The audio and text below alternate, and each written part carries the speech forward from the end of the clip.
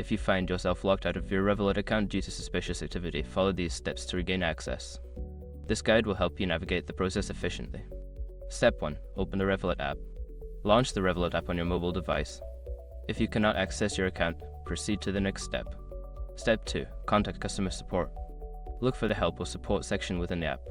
Use the chat feature to connect with a customer support representative who can assist you with your account issue. Step 3. Verify your identity. Be prepared to verify your identity. This may involve answering security questions or providing identification documents as requested by the support team. Step 4. Follow instructions. Carefully follow the instructions provided by the customer support representative. They may guide you through steps to secure your account or reset your password. Step 5. Monitor your account. Once you regain access, monitor your account for any unauthorized transactions. Update your security settings, including changing your password and enabling two-factor authentication for added protection.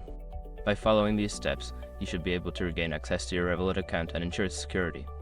Always stay vigilant and report any suspicious activity immediately.